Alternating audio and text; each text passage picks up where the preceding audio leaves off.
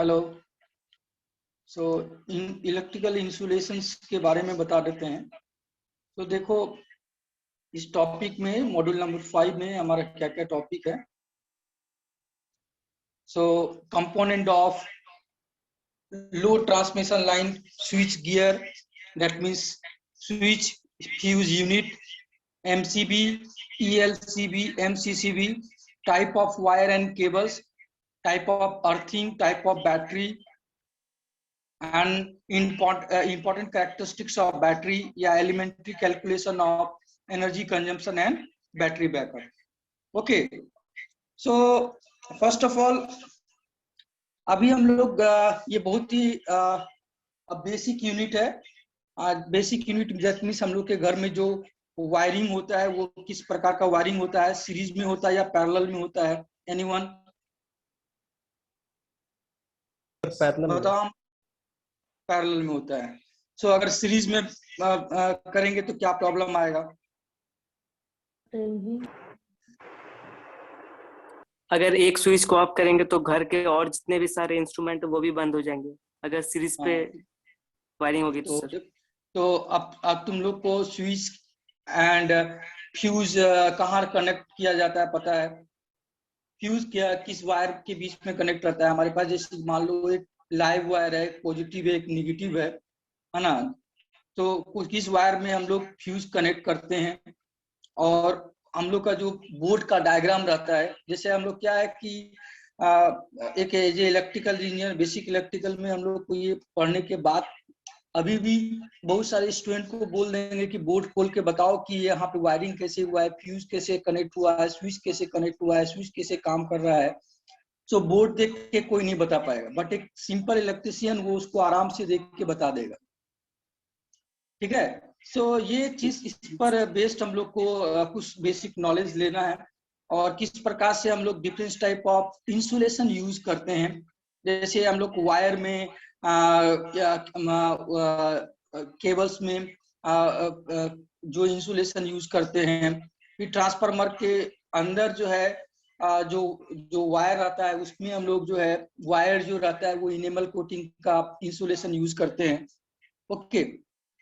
And सभी के ऊपर एक प्लास्टिक का या पीवीसी का हमारा इंसुलेशन रहता है ताकि दो वायर आपस में शॉर्ट सर्किट नहीं हो जाए। सो सबसे पहले हमको बताओ, अगर हम सिलेबस में ही देखते हैं। Hello.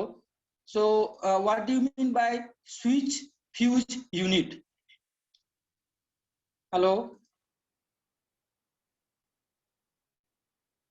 What do you mean by switch fuse unit? Hello, I am audible? Yes sir. तो बताओ स्विच फ्यूज यूनिट क्या होता है?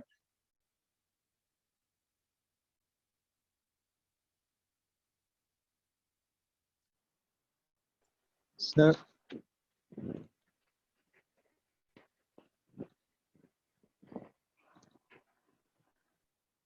जो हमारा बोर्ड रहता है, जो हमारा मेन बोर्ड रहता है जिसके थ्रू हमारा कनेक्शन रहता है, जैसे हम तुमको कुछ डायग्राम दिखाते हैं। Just wait, just wait. जो स्विच रहता है ये जो है दिख रहा है, ये इमेज yes, दिख रहा है तुमको? सो जैसे यहाँ पे हम स्विच फ्यूज यूनिट, यहाँ पर हमारा जैसे एमसीबी या फ्यूज कनेक्टेड रहता है ना? उसको स्विच जो जिसको हम लोग मेन बोर्ड कहते हैं, है ना, उसको हम लोग स्विच फ्यूज यूनिट कहते हैं। ठीक है। तो इसके थ्रू हम लोग को घर में जैसे मान लो जैसे यहाँ पे एक मेटल फ्यूज कनेक्टेड है। अभी तो लेटेस्ट में अभी सभी पहले के टाइम में इस तरह का फ्यूज रहता था बोर्ड में, मेन बोर्ड में। मान लो तुम्हारे यहाँ 3 फेज सिस्टम आया हुआ तो 3 फेज के लिए 3 वही रहेगा, और ये कनेक्टर, इसको कनेक्टर कहते हैं जिसके थ्रू फ्यूज और इसके बीच में कनेक्शन होता था। तो अब तो अभी सभी जो है ना ये सारा चीज रिप्लेस होके अब इस तरह का स्विच नजर नहीं आएगा तुमको। ये भी एक तरह का जो फ्यूज है। अब तो एमसीबी आ गया है मार्केट में, सब जगह पे एमसीबी रहता है। तो जहाँ पे तुम्हारा फ्यूज कनेक्टेड बॉक्स जो रहता है उसको हम लोग क्या कहते हैं? Switch fuse unit. ठीक है। वो किस तरह से कनेक्टेड रहता है, वो चीज हम लोग को पढ़ना है। दूसरा यहाँ पे हमारा सिलेबस में क्या था, एमसीबी। तो एमसीबी तुम लोग को पता है, कोई एग्जांपल दिखा देते हैं एमसीबी क्या होता है। एमसीबी का रेटिंग कैसे होता है, कौन बताएगा? एम्पियर से होता है। एम्पियर के हिसाब से होता है सर वो।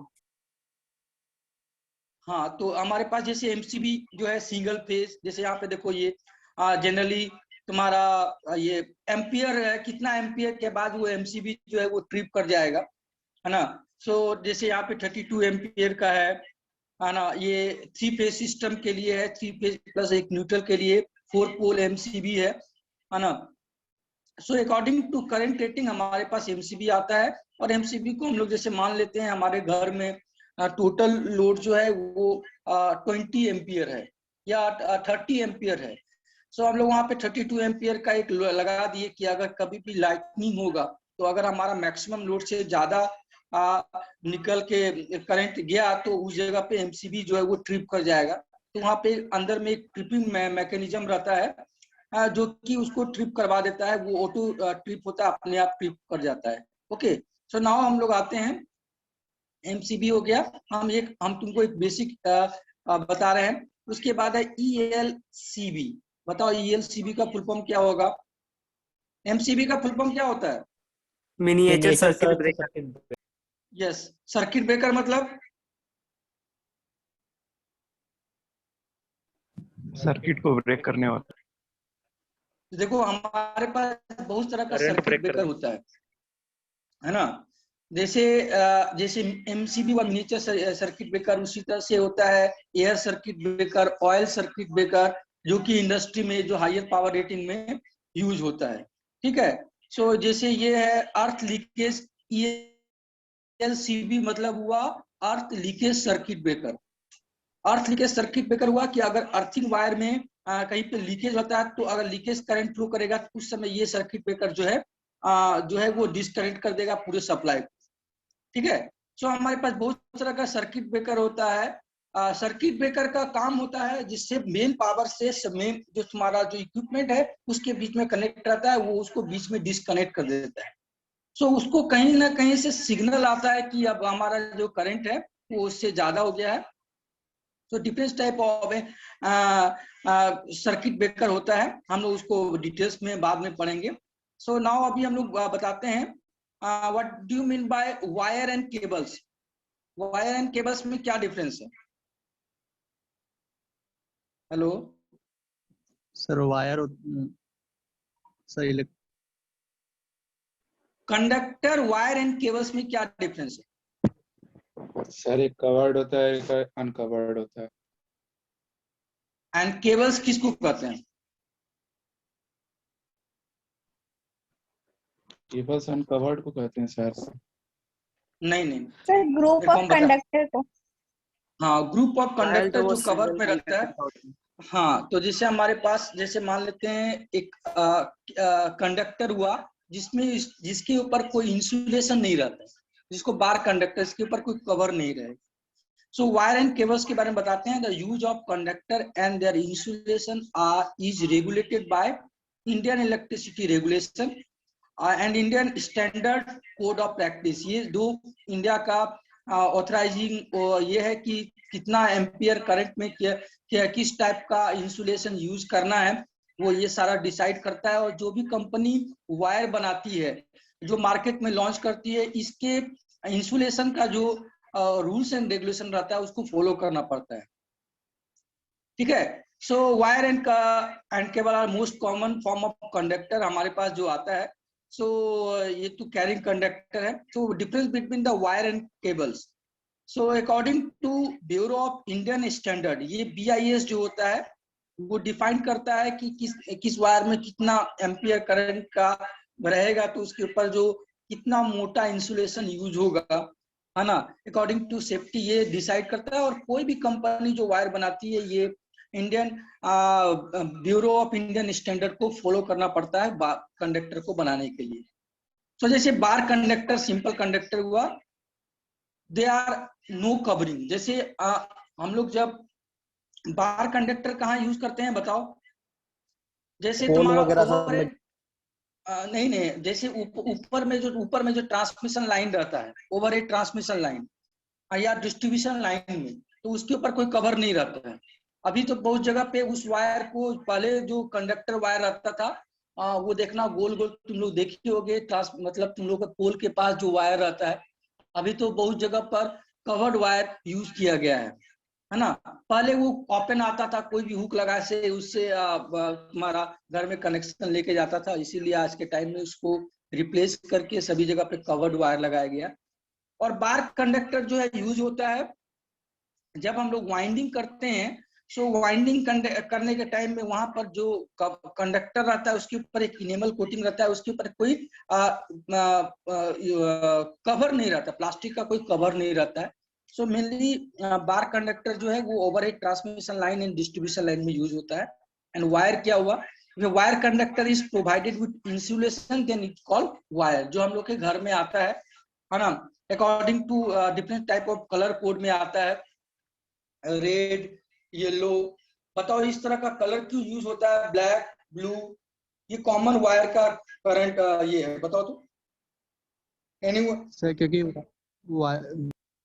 वायरिंग में सर ऐसा कुछ, मतलब कनेक्शन में दिक्कत, वायरिंग कनेक्शन में नहीं नहीं नहीं, वायरिंग देखो, करते समय कलर का एक होता है, चीज होता है। जनरली देखो हम लोग इंडियन स्टैंडर्ड में 3 फेज सिस्टम में RYB है ना, तो जैसे 3 फेज सिस्टम जहाँ पे होता है वहां पे हम लोग का जो 3 कलर डिफाइन किया गया है, RYB, red, white, yellow and B blue है ना।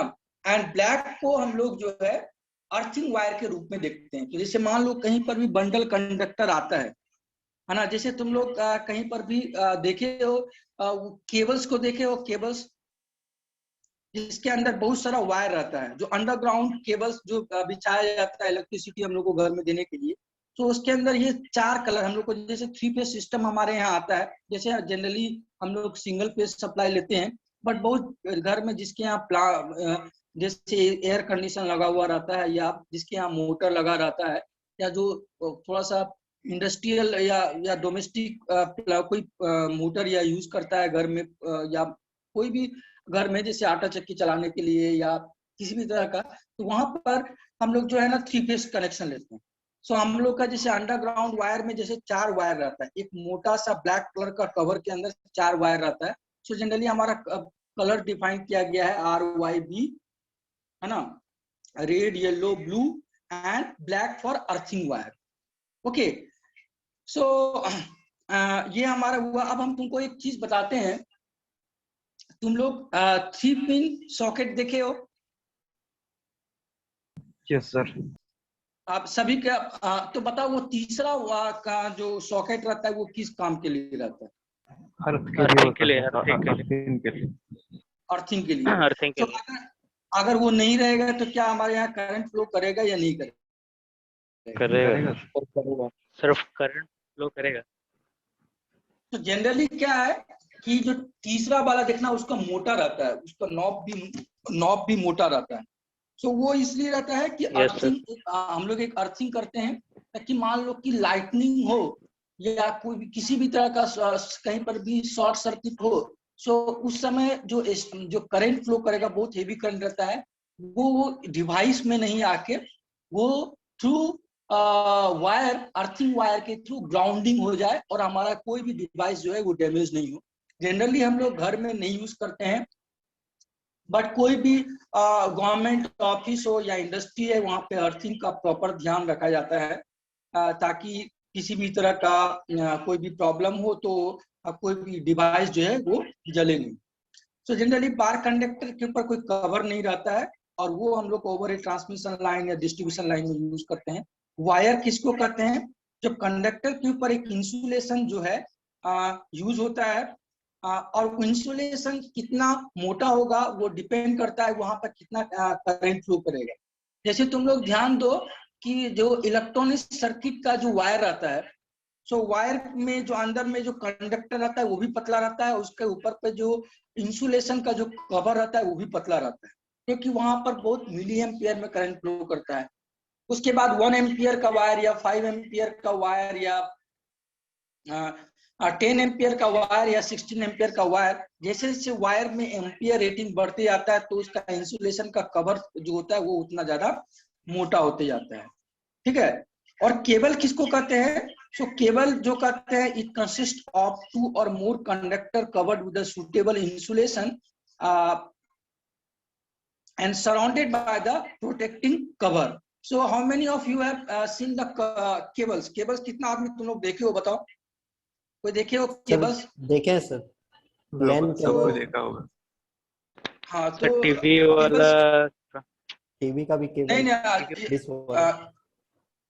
जस्ट हम तुमको उसके बताते हैं इसके अंदर में क्या क्या चीज रहता है, सो ताकि तुम लोग को समझ में आएगा। जस्ट वेट,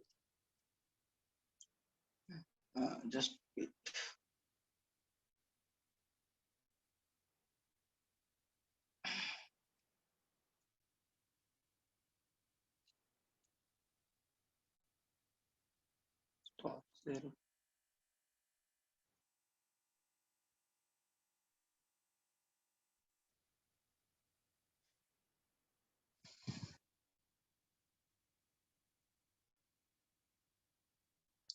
देखो इस तरह का तुम लोग जब केबल, ये पूरा एक केबल का डायग्राम है, इसके अंदर में जब तुम लोग पावर सिस्टम पढ़ोगे इलेक्ट्रिकल में, तो ये जैसे कॉपर वायर है, सो यहाँ पे 3 फेज सिस्टम और एक अर्थिंग के लिए वायर आया हुआ है, ठीक है।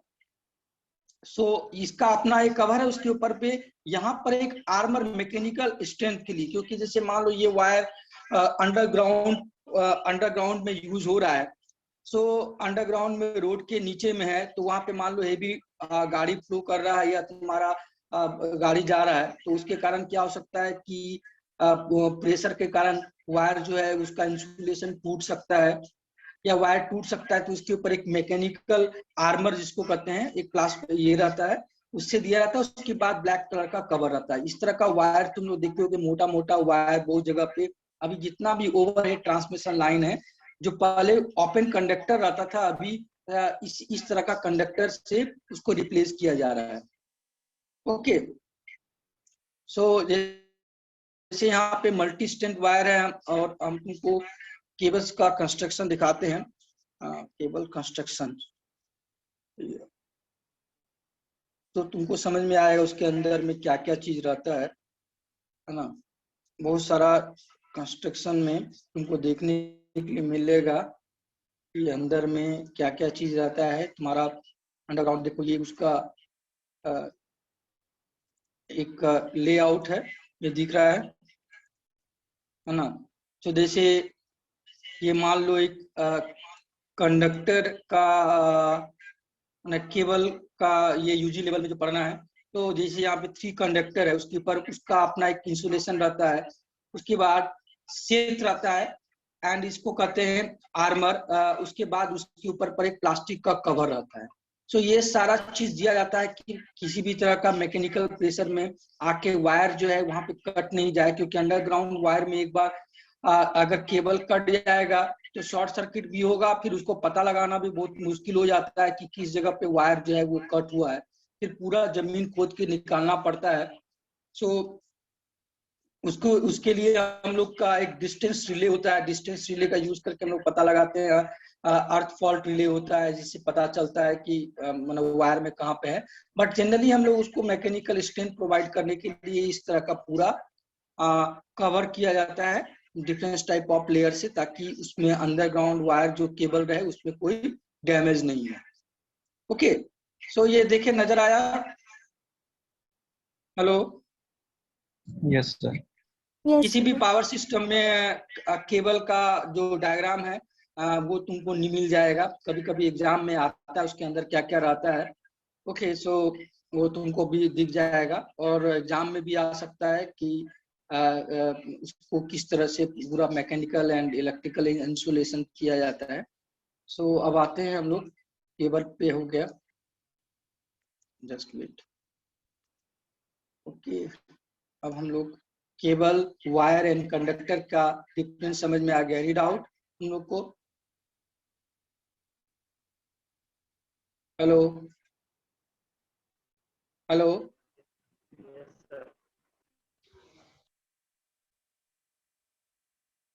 हेलो जी सर। सर Yes, बोलो। sir. हेलो, आवाज आ रहा है मेरा? हाँ सर। Yes, आ रहा sir. आ रहा है, सर। sir. ओके, सो केबल बताएं जिसमें it consist of 2 and more conductor covered with a suitable insulation and surrounded by the protecting cover. The necessary requirement of cable are that should conduct electricity efficiently, cheaply and safely. This should neither be a small or nor have a large internal voltage drop, and to last to cost, हम लोग को इसको cost भी देखता है कि जितना minimum हो और जहां पर लीकेज करंट का जो रिस्क हो वो कम हो। सो केबल जो है वहां पे मेटल वायर आता है या उसके अंदर जो है ना स्टैंडर्ड वायर आता है। सो जिससे हम लोग के पास डिफरेंट टाइप ऑफ वायर आता है। जैसे हम लोग वायर में कौन कौन सा मटेरियल यूज करते हैं बताओ तो। हेलो कॉपर सर, यूज करते कॉपर हैं, एल्यूमिनियम। Copper aluminium. कॉपर का एंड एल्युमिनियम का। अब हम तुमको बताते हैं, हम तुमको पूछते हैं कि तुम लोग ट्रेन को चलते हुए देखे हो यस सर। सर। Yes, तो sir. जो इलेक्ट्रिक ट्रेन रहता है, सो ऊपर में देखना एक हिंज टाइप का ऑब्जेक्ट रहता है जो कि वायर में कनेक्ट रहता है। वहां पे 2 वायर रहता है, सो एक ही वायर में कनेक्ट होता है। सो जनरली हमको मोटर में सप्लाई होने के लिए पॉजिटिव एंड नेगेटिव दोनों चाहिए, तो नेगेटिव कहाँ से मिलता है? कभी देखे हो? अर्थ अर्थ सर नेगेटिव ऊपर से, पॉजिटिव ऊपर से, ट्रांसमिशन लाइन, नेगेटिव अर्थिंग नीचे सर। नीचे जो है वो ट्रैक से ट्रैक मिलता है। सिस्टम, अच्छा ये, ट्रैक से, यस सर। अच्छा अच्छा ये बताओ, वहां पे 2 वायर रहता है, तो दूसरा वायर का क्या काम है? सर एक क्वेश्चन है। हाँ बोलो। सर यानी कि इसका मतलब अगर हम ट्रैक को टच करेंगे तो वो इलेक्ट्रिक शॉक देगा, अगर वो एज अ नेगेटिव काम नहीं कर नहीं, रहा है वहां तो? पे पूरा वो वहां पे ट्रैक, जब तुम्हारा ऊपर का कंडक्टर करंट कब फ्लो करेगा? करंट कब फ्लो करेगा? जब ट्रेन चलानी हो। जब ट्रेन जब चलता टच होगा होगा। तब ना। हाँ, यस जब सर। ऊपर का वायर और नीचे के वायर के बीच में कनेक्शन रहेगा तब ना तुम्हारा ये होगा। ऊपर का वायर मान लो कि तुम टच नहीं करोगे सर, तो जब थोड़ी ट्रेन आएगा। चल ही रही है, जैसे ट्रेन चल रही है और मैं थोड़ा डिस्टेंस पे जाके टच करूं उसकी पटरी को। तो क्यों पटरी में जब जिस जो सर्किट जहां पे कंप्लीट हो गया, तो इंजन में ही ना मोटर आता है। Hello, yes sir. इंजन में ना मोटर रहता है। Yes sir. So electrical traction जो होता है ना, उसमें इंजन में मोटर आता है, तो जो वहां पे हिंज से पॉजिटिव आया, नेगेटिव वहीं से होके ग्राउंड हो गया। जब वो इंजन क्रॉस कर जाएगा तो अब पटरी में करंट नहीं रहेगा ना। देखो हम यहाँ क्यों पे नहीं तुमको रहेगा वन सर? में अर्थ का हम तुमको पोटेंशियल दिखाते जीरो हैं। है, इसीलिए कुछ नहीं होगा। हाँ, नहीं नहीं, जैसे पार हो वो वो तो खड़ा रहेगा देखो हम नेगेटिव और तुमको पटरी दिखाते छूने हैं। से कुछ। आओ आओ, इलेक्ट्रिकल देखो हम तुमको दिखाते हैं, उसका डायग्राम दिखाते हैं, तब तुमको समझ में आएगा इलेक्ट्रिकल ट्रैक्शन।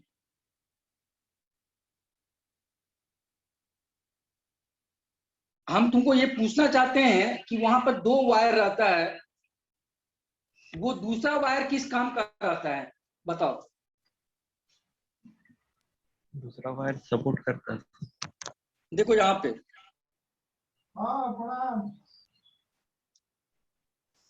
हेलो हाँ हेलो, ये Yes, देखो sir. उसका डायग्राम सॉरी नहीं दिख रहा है ना, हम नहीं दिख रहा सॉरी सॉरी जस्ट वेट। जब तुम लोग का ये टॉपिक पढ़ाया जाएगा इलेक्ट्रिकल ट्रैक्शन, तो तुम लोग को पूरा डिटेल्स में बताया जाएगा। अभी तुम इसको देखो कि हम एक जस्ट एग्जांपल दिखा दे रहे हैं। ये दिख रहा है? Yes sir. Yes, sir. सो ये देखो इस तरह से तुम्हारा काम करता है ओवरहेड। इसको पेंटोग्राफ कहा जाता है, जो ऊपर में टच करता है। सो अब हमको बताओ, वहां पर तो 2 वायर रहता है, देखे हो ना? Hello, no sir. देखो हाँ, सर। यहाँ 2 वायर आता है, देखो यहाँ पे हम दिखा रहे हैं। नीचे वाला वायर में कनेक्ट होता है, ऊपर वाला वायर में कुछ भी कनेक्ट नहीं होता, तो ऊपर वाला वायर क्यों दिया हुआ है? सपोर्ट करने के लिए। और कौन बता सकते हैं?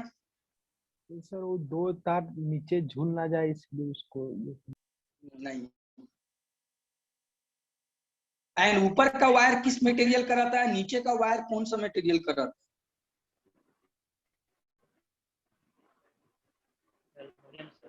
ऊपर का स्टील का रहता होगा। है? स्टील का नहीं रहता है, या तो एल्युमिनियम का रहेगा या कॉपर का रहेगा। सर मेनली तो एल्यूमिनियम ही लेते हैं ना।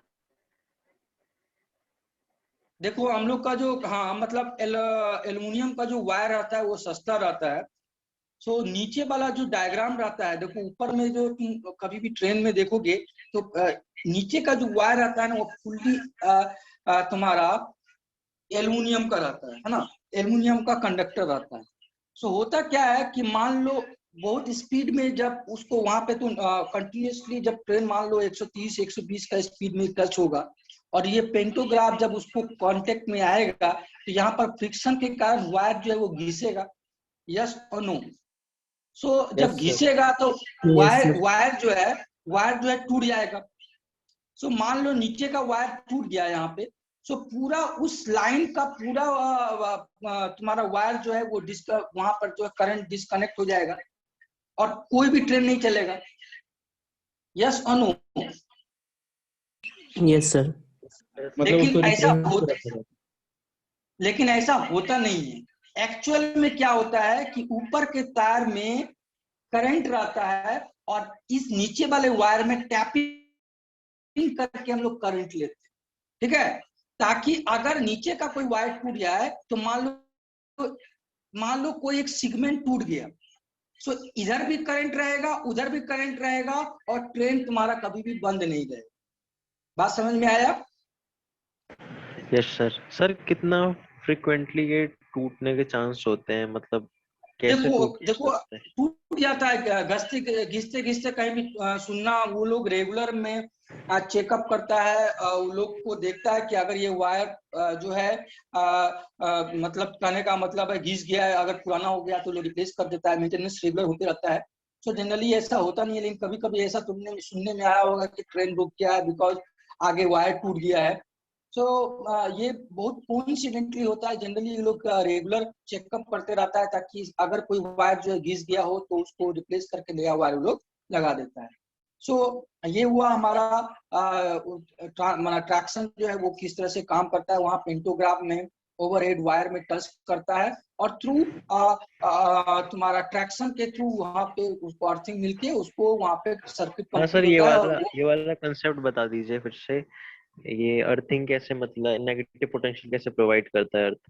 तो निगेटिव पोटेंशियल तुम लोग गांव में कौन कौन रहा है?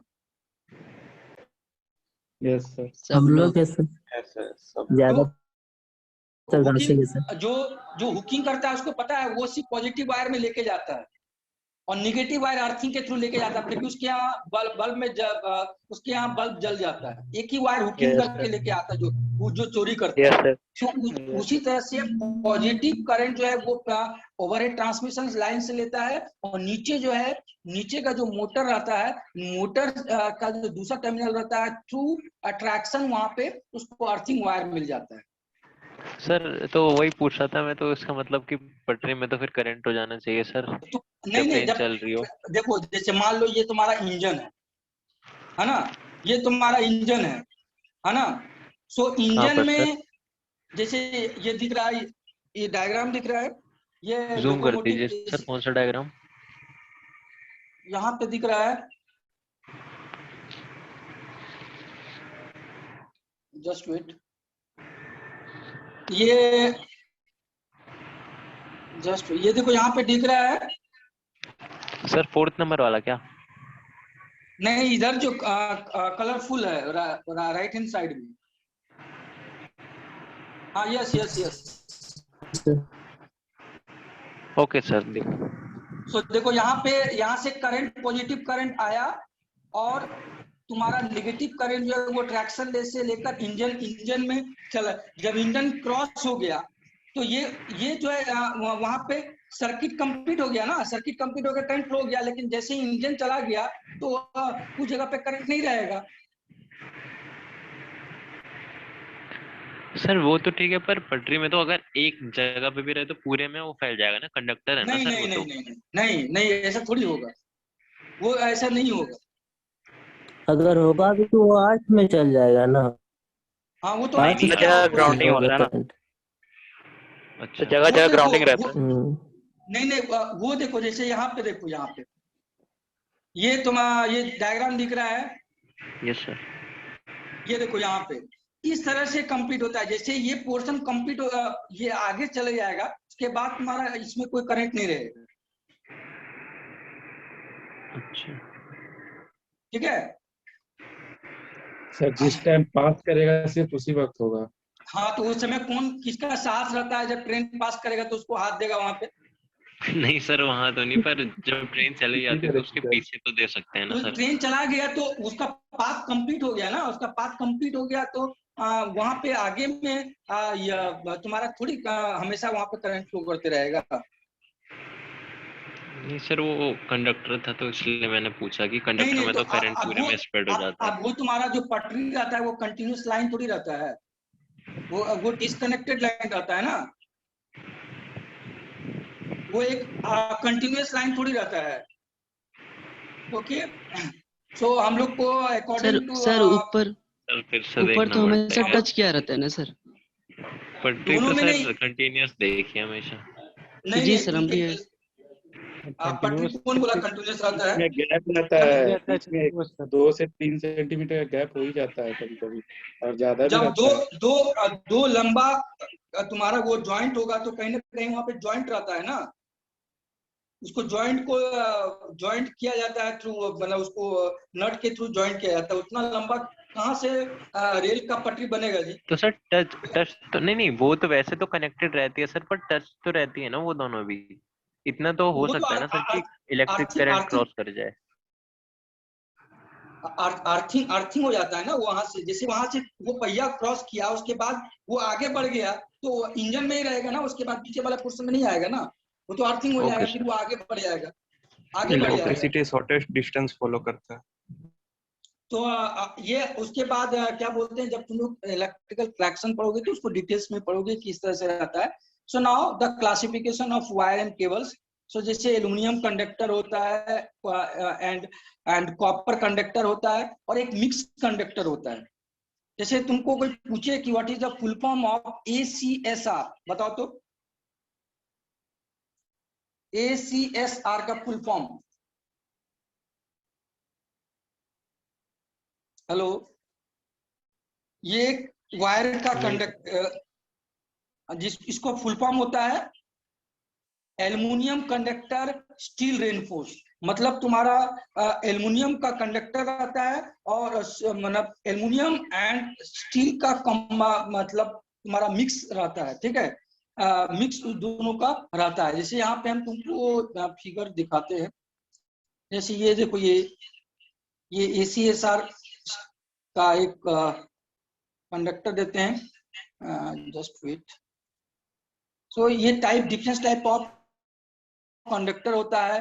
Single strength, multi strength. Single strength मतलब हुआ जिसमें एक ही मोटा वायर है, मल्टी स्ट्रेंथ मतलब जिसमें सिंगल पतला पतला बहुत सारा वायर जो है वो कनेक्टेड रहता है। तो वो वायर का एक स्पेसिफिकेशन है। जैसे यहाँ पे ये डायग्राम दिख रहा है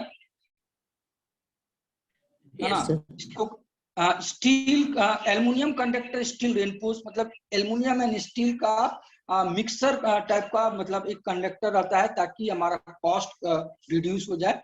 और देखो यहाँ पे सिंगल स्ट्रिंग मतलब हुआ एक मोटा तार, है ना, एक ही मटेरियल का बना सर हुआ। इसकी कंडक्टिविटी कॉपर से भी ज्यादा होती है।